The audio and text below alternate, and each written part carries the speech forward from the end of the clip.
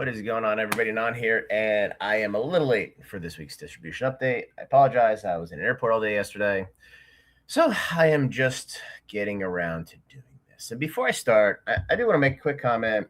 Danny Phantom put out a video on pull rates for 30th anniversary, and it was so ridiculously wrong.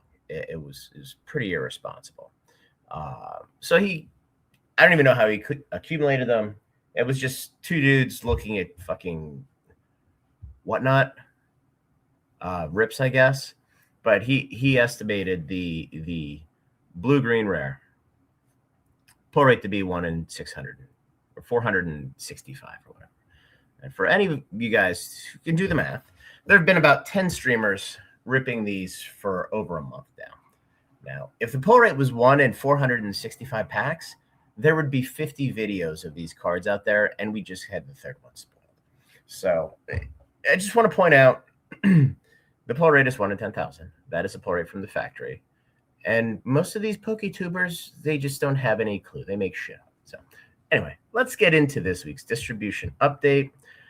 Let's start with Fusion World, as my coffee is being made in the background. So Fusion World, we did get allocations for the Story Booster 1 today, or this past week. It is going to be pretty tight for sure. I know there's some big stores that threw tantrums because they ordered 1,000 boxes and they got 60 boxes for a set that's out at $500. Just shut your fucking mouth. That was a great allocation. But I do want to mention there is a second wave of Story Booster 1 coming out, a reprint for November.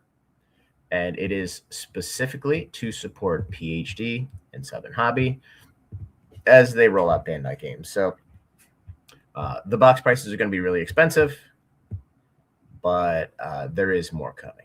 FB32, not FB32, oh my God, FB12, same thing here. I believe this set comes out in September, but there is a second wave coming out for Southern and PhD. So this is one of those weird situations where you have to be careful because there are going to be two waves in this product as they kind of merge the print runs of adding two new distributors together. And I haven't noticed them doing this for any other game except for Masters and Fusion World. So it's certainly worth paying attention to, especially as the prices of these things get absolutely crazy. I want to talk about Flesh and Blood for a second. And I don't want you guys to fall into the trap. This Warrior, Mastery Pack Warrior was so under. There was like 1,500 copies of that sent to most distributors. Somebody bought like 96 copies out of TCG Player, and now people are like, oh, this is worth something and this and that. It's all smoke and mirrors. The expected value of Omens, the last set, is like $30, and distribution price is $70. Even Compendium, the EV is like $60, and those boxes were 83 to 87. So don't fall into the trap when this next set comes out, Usurp the Shadow. You don't need to take a risk on a game that's falling apart. And again, it may come out and it may have a ton of value, but judging by the dumbass who runs the company who said they're now taking Fabled out of the set, so you're taking the only collectible chase out of the set. If you want to play the game, or if you have a player base that plays the game, by all means, buy the boxes. It's your prerogative. But from a purely financial perspective, it is the worst decision you can make because you're betting on something that happens once every 5 sets. And if you can't move it, you're absolutely dead. So that is my very early morning politically correct Flesh and Blood portion. Godzilla, as I mentioned previously, there's a new set, which is Godzilla 5. It is coming out on 12/31. This is a Bushi manufactured game. In my opinion, it got pushed to 12/31 to free up printer space for more either reprints of Power World or additional print time for the second set of Power World. And while we're talking Power World, there's no official word from Bushi yet. I know Game Nerds keeps dropping pre-sales for set 2. I will guarantee you right now, Game Nerds has no fucking idea how much they're getting.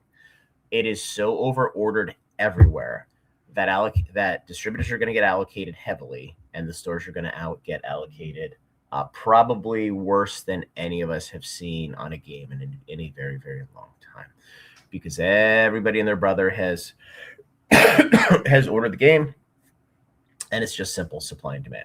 So be very, very careful with your pre-order, because if you pre-ordered it $1,200 or less per case, chances are you're going to get canceled, A, because price is going to be higher, or B, because they just simply didn't get the product. So just be careful with that one.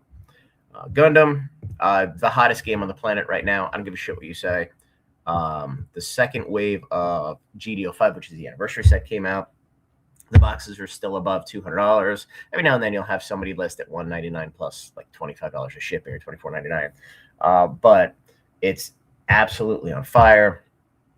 The play numbers have gone through the roof. If any of you guys out there run organized play for Gundam, it's like triple the numbers is what I've seen from GDO4. And it looks like GDO2, 3, and 4, the box prices are moving up. The supply is moving up. Products coming off the market. This is going to perform very, very similar, probably not exact, but very, very similar to One Piece. And quite honestly, the fact that they have gone on the record saying they are not reprinting these games like they did, or these boxes like they did for the first set of One Piece, I will say that there is a possibility that these early Gundam sets perform better than what we saw with One Piece 1 through 5. I know that's, some of you are going to say that's a bold statement, but this game is only a year old, whereas One Piece is 3 years, 4 years. I guess OP17 is the third anniversary. So just be warned, you're missing out here. Hololive, no allocations on this yet. This is another Bushi distributed game, but this is not printed in the same print facility as Palworld and the rest. We do have this extra booster set, which I think is going to be an absolute home run. Comes out in about a month. No allocations on that one yet. So not much to talk about there. Lorana, just Hyperia City. Orders are due this week, so make sure you get all of those in. This is the last set before they go to the dreaded collector booster set. They did confirm that late this past week. And there is going to be stuff in the collector booster that isn't in the regular booster. So it is everybody's nightmare. Lorana finally starts to become relevant again. And then they come out with a product that's special, and they devalue the rest of their products. Now, how much of it you can get remains to be seen. They did say that they want to focus on having that in Disney properties. So if they only sell the collector boxes in the Disney theme parks, that's great. But now you're going to have kids trampled and people stabbed in Disney World and Disneyland. So be careful what you wish for. It's a stupid move in my opinion. So moving on, My Little Pony set 2 came out in Discord, selling pretty well. But what was interesting is the volume, the demand for the starter collections and set 1 has really bumped up. So that's an interesting thing to see. And I think a lot of folks are buying the game because they like My Little Pony, or they like something a little bit more family oriented, which none of the rest of these TCGs offer. Moving on to One Piece, OP17 comes out here shortly. All the allocations are done for that. The allocations are done, I believe, for the double packs as well. What can I say? It's an anniversary set. It's going to perform well. The lowest online sales I saw were $250. I have a hard time believing it's going to break below $300, especially given what OP13 did. So worth paying attention there.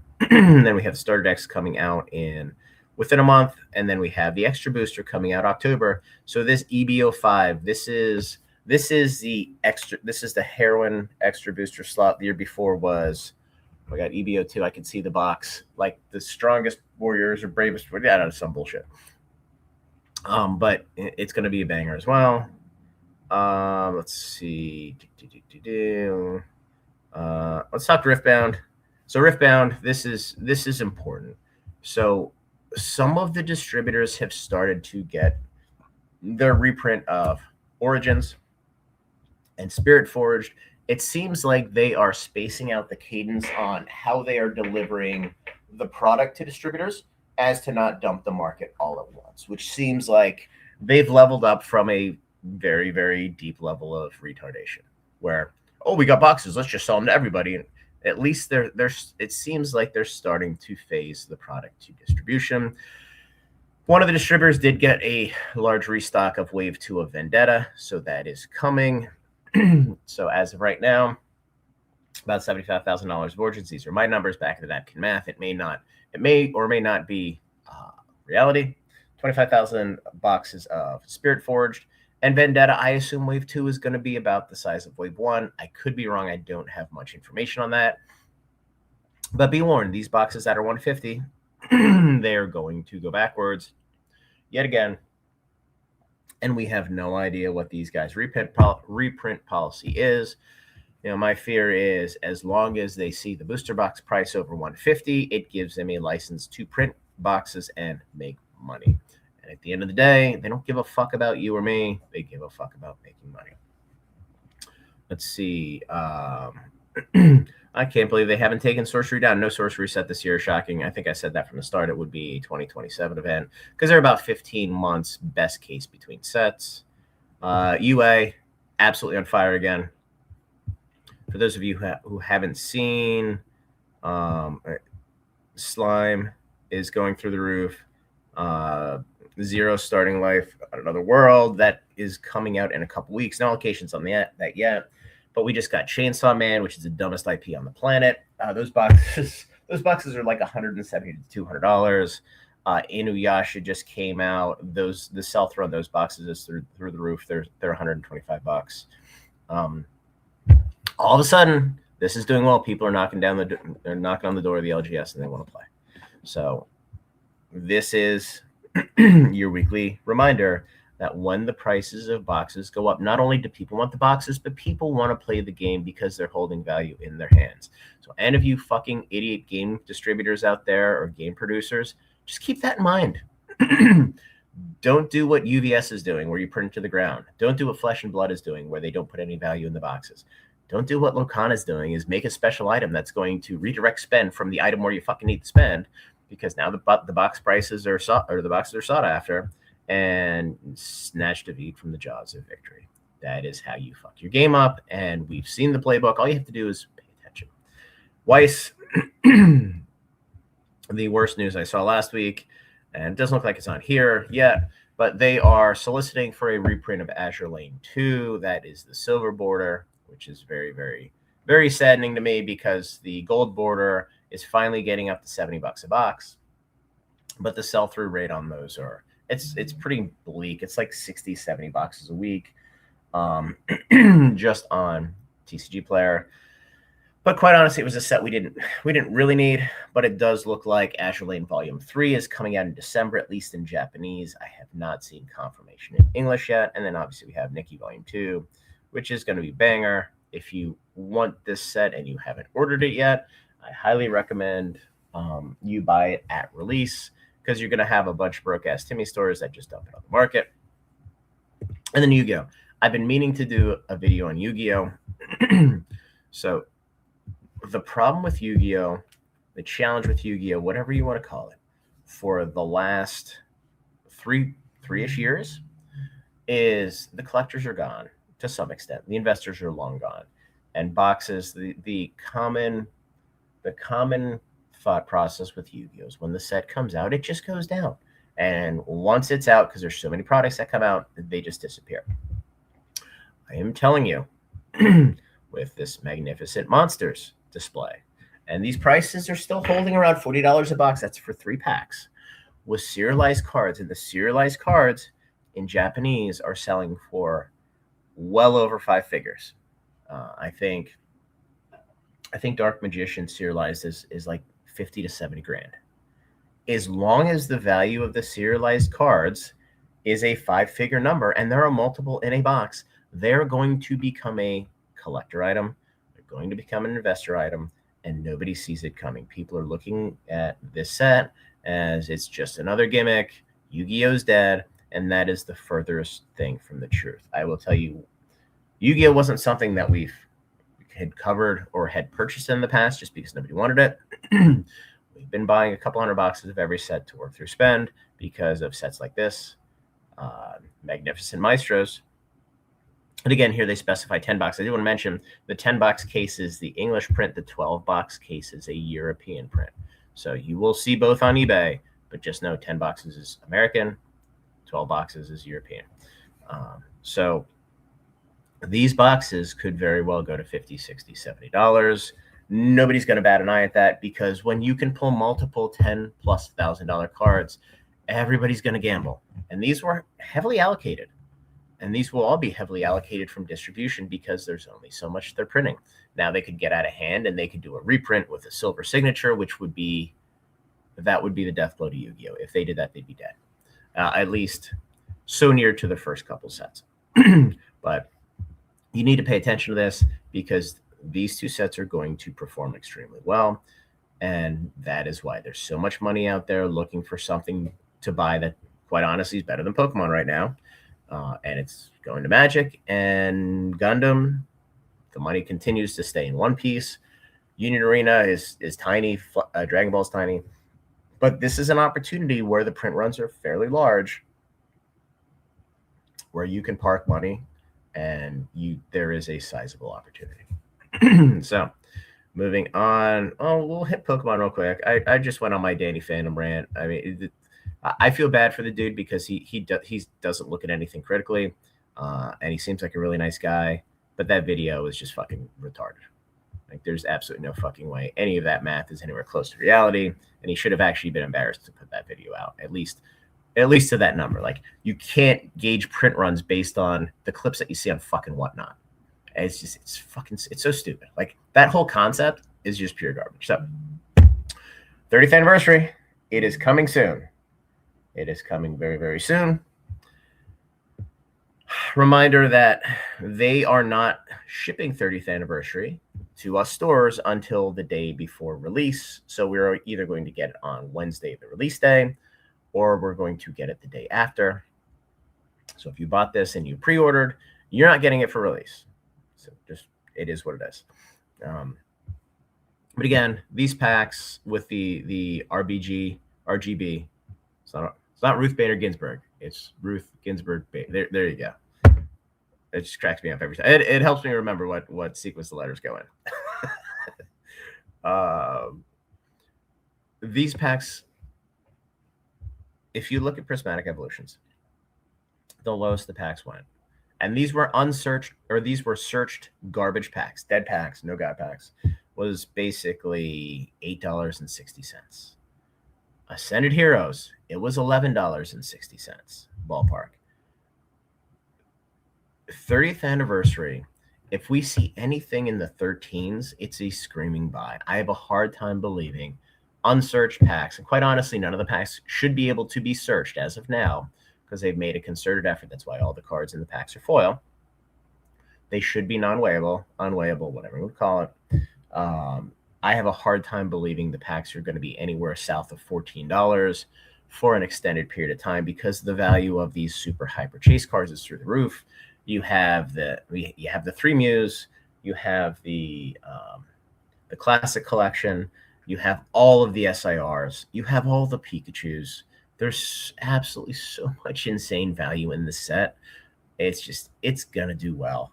And if you can get ETBs for like $120, or if you can get anything south of $13 a pack from all these broke ass Timmy stores racing to sell them, it's an absolute screaming buy.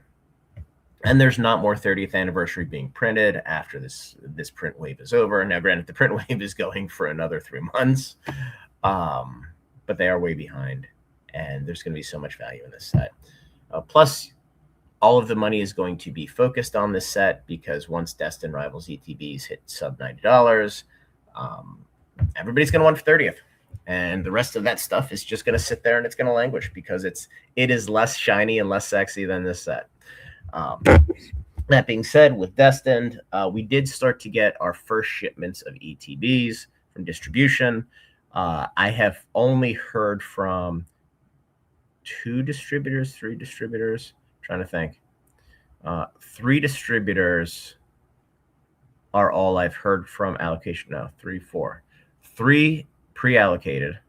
The 4th has a weekly limit, and the other 3 I've not heard anything from. So it's going to be interesting to see what goes on here. I don't believe that the booster boxes have landed through any distributors, but I would imagine a lot of the ETBs are going to start to go out this week, and we're going to start to see the flood into the market. It looks like it's going to be somewhat resilient for now, but once the price starts to push down from all the LGS product, all these botters are going to lose their mind and start dumping the shit out of the product. And the cash outs are probably going to get smoked if they have too much product and they need the liquidity. Now, if they're holding the product and they don't need the liquidity, it's quite honestly probably one of the best assets you can hold. So we'll see what happens there. Let's see where we're going next. Oh, yes. Somebody asked me this question also. The Journey Together reprints that are coming are not enhanced. There are no promos in the boxes. Also, black and white poster collections. Don't forget about those. Those are also hitting. They have not shipped yet. And then go to Magic, the gift that keeps on giving. We talked about Lord of the Rings set last week. They have not started to land at distribution yet. I think that's going to be a September thing. We do have a couple allocations for that. The Hobbit's fucking zooming. It doesn't matter. It doesn't matter whether it's a small set or not. People are buying the shit out of it. The collector boxes, in my opinion, the collector boxes are going to go to $1,000. There's not that much out there. They've held so much back to sell on Amazon. My collector numbers, in spite of my spend being up, was about 20 to 25% less than what I had gotten from Marvel superheroes. And then play boxes were down as well. Play boxes are I think they touched high 170s. They were back up at 195 last time I looked. I haven't even looked this morning. Well, let me look now real quick. Let's see. Hobbit play. Now, normally we see a bunch of stores who wake up on Monday morning and then they start to list a bunch of stuff. Yeah, $195 on these. But if you notice, they've sold 7,500 boxes. So they have basically passed in 2 days after pre-release. More boxes on, again, this is just TCG Player. More boxes. Yeah. The collector boxes are pushing, they're pushing 375, 373, 837. Jesus Christ.